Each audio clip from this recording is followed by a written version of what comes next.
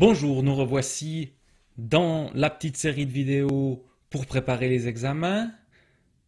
Cette vidéo-là est destinée à mes deux classes, la classe 62-31 et la classe 60-43, qui n'ont pourtant pas exactement le même passage à travailler, mais les deux passages que vous avez à traiter sont issus du même livre, le Candide de Voltaire. C'est le texte 2 pour la 62-31, le texte 3 pour la 60-43. J'essayerai de vous indiquer, quand je résumerai un peu, même si c'est pas facile à résumer l'histoire de Candide, quel est le passage qui est spécifiquement lié à votre travail, mais le reste, ça vaut pour les deux classes. Puisque Candide de Voltaire, c'est une œuvre importante pour comprendre ce qu'est la philosophie des Lumières. La philosophie des Lumières, c'est donc le XVIIIe siècle, une époque qui est marquée par une remise en cause du système en place. Le système en place, c'est celui dont on a parlé dans les vidéos sur le XVIIe siècle, soit celle sur les fables de La Fontaine, soit celle sur le Phèdre de Racine, où le pouvoir est absolu et où l'ordre règne. Au XVIIIe siècle, le pouvoir reste extrêmement fort, mais on commence à le critiquer. À la fin du siècle, on arrivera à la Révolution française et à une remise en cause radicale du pouvoir en place. Donc c'est une période où les choses évoluent, ce XVIIIe siècle. C'est ce qu'on appelle donc la philosophie des Lumières. Philosophie, c'est amour de la sagesse, c'est recherche de la vérité, c'est l'idée d'utiliser pour comprendre le monde la raison, la science, l'esprit critique, de ne pas croire aveuglément tout ce que l'on vous dit sous prétexte que c'est une autorité qui le dit. Donc les philosophes des Lumières veulent la lumière de la raison, là il y a voir la tête qui s'éclaire, c'est un peu comme ça que je suis éclairé par la lumière ici. La lumière de la raison contre quoi? Contre l'intolérance religieuse. La religion considérée comme superstition. Contre la tyrannie politique, le pouvoir qui a trop de pouvoir et qui abuse de ce pouvoir.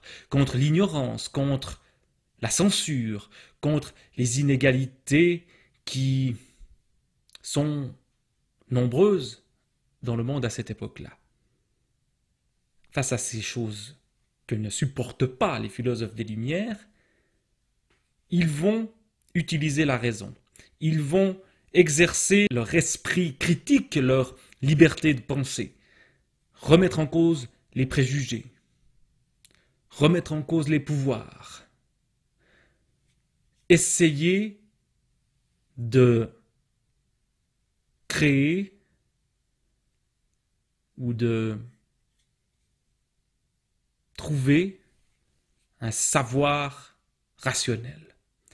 Ils vont se lancer dans l'entreprise de l'encyclopédie, réunir toutes les connaissances dans un seul livre, et cette encyclopédie va être interdite par les pouvoirs, parce qu'elle les critique également.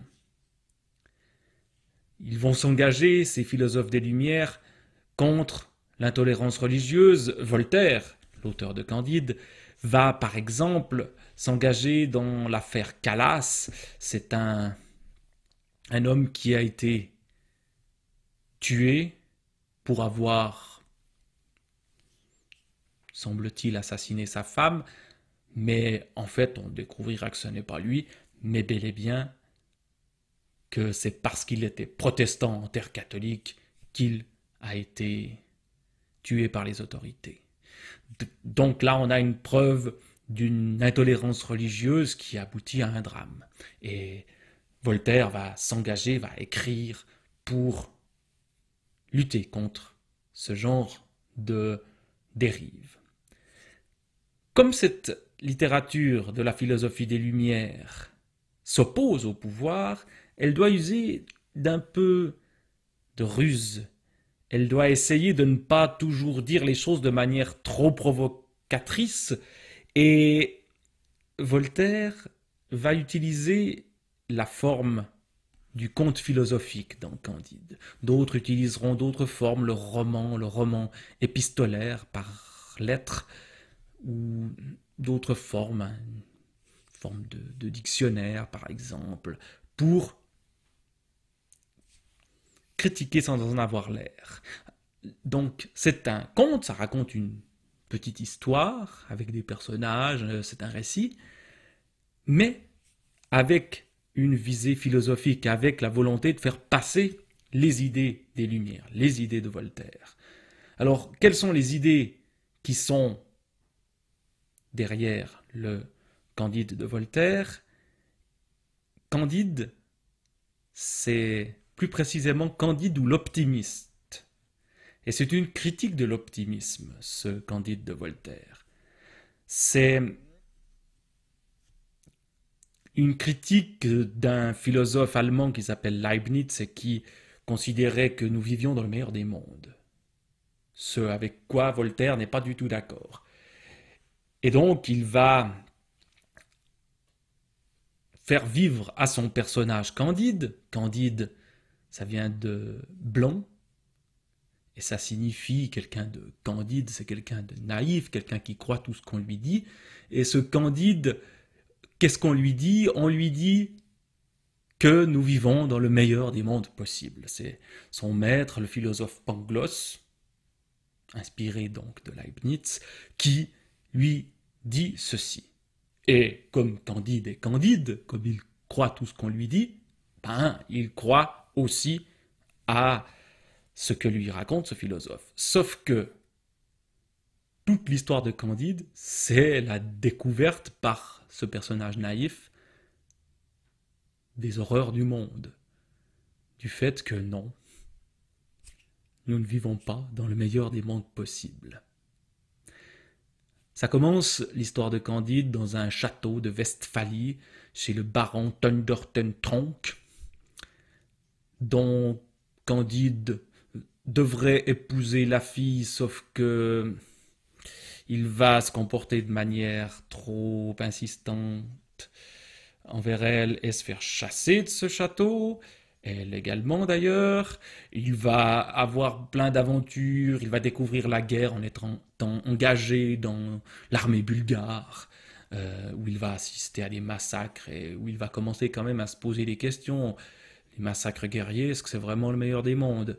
Puis il va donc fuir la guerre, il va se retrouver, et c'est le premier passage, celui que doit traiter la classe 62-31, il va se trouver à Lisbonne, en pleine période d'inquisition, où l'Église catholique brûlait les gens qui étaient accusés soit de ne pas pratiquer la bonne religion, les juifs notamment, soit qui étaient accusés de ne pas être de vrais bons catholiques. Donc il se retrouve dans ce milieu, dans cet endroit à Lisbonne où l'Inquisition est extrêmement puissante. Il se retrouve en plus à Lisbonne au moment où il y a un tremblement de terre, l'incendie de la ville de Lisbonne. Et puisqu'il y a eu un tremblement de terre, un malheur, ça ne peut venir que d'une punition divine. Donc il faut brûler des juifs ou des gens qui sont un peu bizarres. Et Candide, qui arrive de l'étranger, on ne sait pas trop qui c'est, son maître Pangloss, ces gens-là, ben, on va les tuer, en tout cas essayer de les tuer dans ce qu'on appelle un autodafé, où on va les brûler dans une cérémonie qui est racontée donc dans le chapitre que vous avez à traiter, mes chers élèves de la classe 62-31. Ensuite, il va réussir à s'échapper de Lisbonne, mais il va se dire qu'il faut aller plus loin, et il va aller avec d'autres, avec Pangloss qu'il va retrouver alors qu'il le croyait mort, et avec un serviteur qui s'appelle Cacambo, en Amérique du Sud, où là aussi il va vivre plein d'aventures que je ne vais pas toutes résumer, mais ce qu'on peut dire, c'est que dans le passage, cette fois qu'a traité la classe 6043, il se retrouve dans l'Eldorado. Eldorado. Doré. Le lieu doré. C'est un pays mythique en Amérique du Sud qui serait, d'après la légende, un lieu bourré d'or que tous les conquistadors espagnols vont tenter de trouver. Réellement, en réalité, ça n'existe pas, mais dans le conte Candide, ça existe. Il s'y retrouve. Il va, dans le passage que vous avez à traiter, rencontrer un habitant de l'Eldorado qui lui parlera un peu de la vie dans ce territoire-là. Il va parler notamment religion avec lui. Donc, il y aura peut-être une critique de la religion, puisque dans les Lumières, on a cette critique de la religion. Il va essayer de poser naïvement des questions à ce personnage-là. Puis ensuite, il va revenir en Europe. Il sera très riche puisqu'il aura trouvé de l'or dans l'Eldorado, mais il lui arrivera encore plein de choses. Et à la fin, la phrase peut-être la plus célèbre du Candide de Voltaire: il faut cultiver notre jardin. Il en arrive à la conclusion que tous ces voyages lui ont appris que le mieux c'était de rester tranquille chez soi, ce que nous devons faire en ce moment. Voilà pour l'histoire de Candide. Donc c'est un conte philosophique. Les aventures rocambolesques du personnage de Candide et de ses amis sont là pour défendre les idées de la philosophie des Lumières. Et donc, en analysant les deux passages que vous avez à traiter dans Candide de Voltaire, il faudra être attentif à ça. En quoi cela défend les idées des Lumières? Quelles idées sont défendues? Lesquelles sont critiquées par ce texte?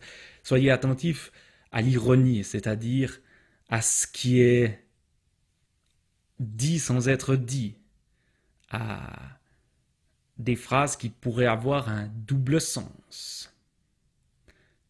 Voltaire utilise ça tout le temps. On le trouve dans les deux passages que vous avez à traiter de l'ironie. Voilà. Donc, je vous souhaite de découvrir l'ironie de Voltaire et on se revoit tout bientôt pour parler d'autres auteurs, pour parler notamment de Molière, d'Apollinaire, de Lamartine, d'autres encore, je ne sais plus maintenant par cœur toute la liste, mais vous avez de quoi vous plonger maintenant dans les passages de Voltaire, Candide ou l'optimiste. Restons optimistes. Nous vivons dans le meilleur des mondes, malgré